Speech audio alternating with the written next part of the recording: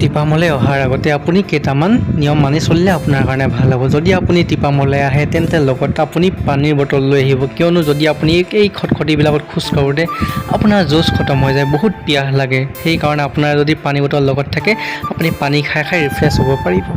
দ্বিতীয়তে আপুনি টিপামলৈ আহিলে অকলে নাহিব, লগত কাৰোবাক লৈ আহিব, কিয়নো এই খোজ কাঢ়োঁতে বহুত হেল্পৰ প্ৰয়োজন হৈ যায়, কেতিয়াবা ওজত খাই পৰিব লগা হয়। সেইকাৰণে মই এজন দাদা লৈ আহিছোঁ। এই দাদাজনক লৈ আহিছোঁ লগত। দাদাজনো দেখিবলৈ ধুনীয়া। কাৰোবাৰ যদি পচন্দ হৈছে ক'বচোন, এনেই ধেমালি কৰিছোঁ, বেয়া চেয়া নাপাব, এনেই আৰু ধেমালিমূৰীয়াকৈ কথাষাৰ ক'লোঁ। আৰু এই ধুনীয়া পৰিৱেশটোৰ কাৰণে মই চাবলৈ কাৰণে আহিছিলোঁ। আপোনালোকে বহুতে আহিছে, আৰু যিসকলে অহা নাই এবাৰ আপোনালোকে আহি চাব, জেগাডোখৰ বহুত সুন্দৰ।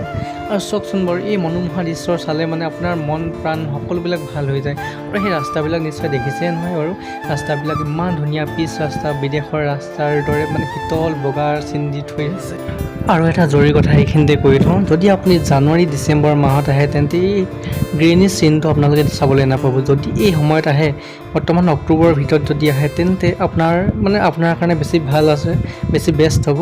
যদি আপুনি ডিচেম্বৰ জানুৱাৰী মাহত এইবিলাক কাটিং চাটিং কৰি দিয়েতো এই মনোমোহা আৰু সেউজীয়া পৰিৱেশটো নাথাকে। সেইটো সময়ত মই এবাৰ গৈছিলোঁ, কিন্তু তেতিয়া আৰু বেছি ভাল নালাগিল।